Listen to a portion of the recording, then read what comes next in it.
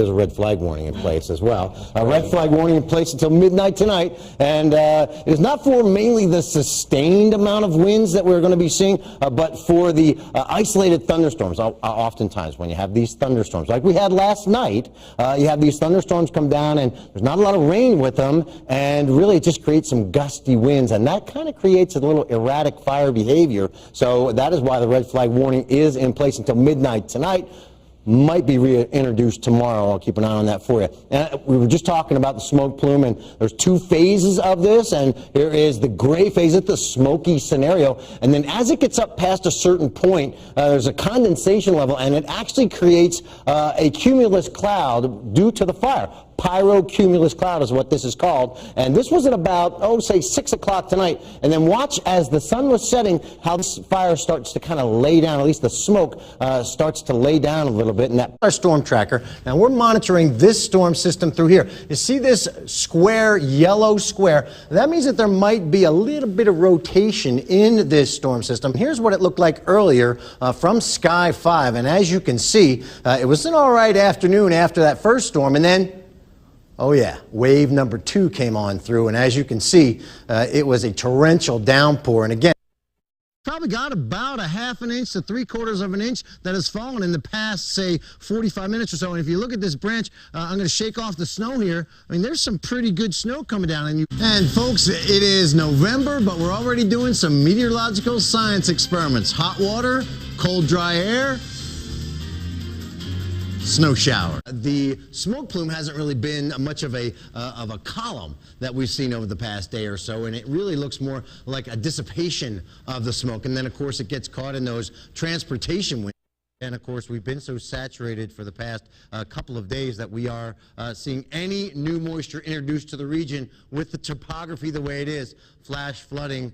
But this also serves a purpose. We have an elevated viewpoint, and it does something specific. What does it do? Well, in addition to providing our guests just puffing it, you could see the atmosphere just kind of percolating out there throughout the afternoon. And then Channel 5 weather with meteorologist John Carroll.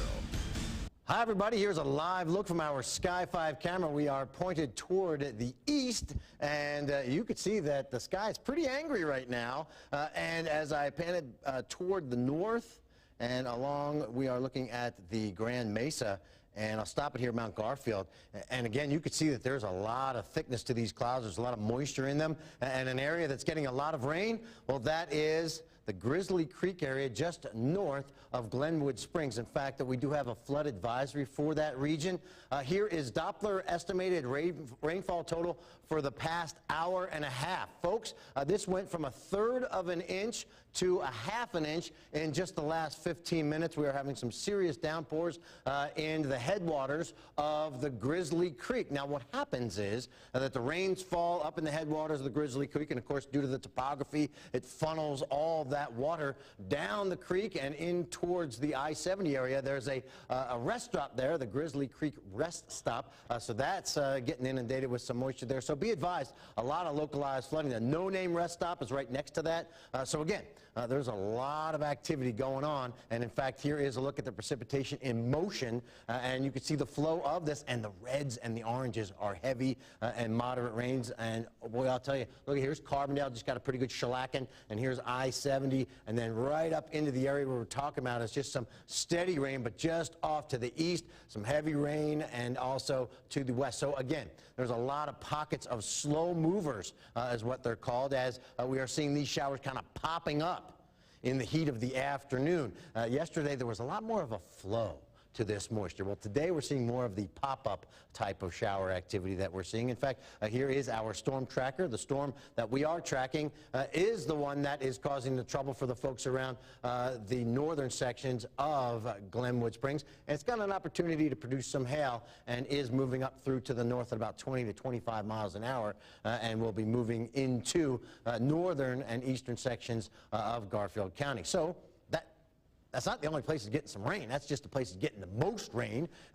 Look, here's Montrose, and watch the showers kind of walking up the 550 corridor in through to the Montrose area, up in through the Blue Mesa Reservoir, and continuing up through to the north. These are more showers than storms, but there are some storms popping up in eastern Utah.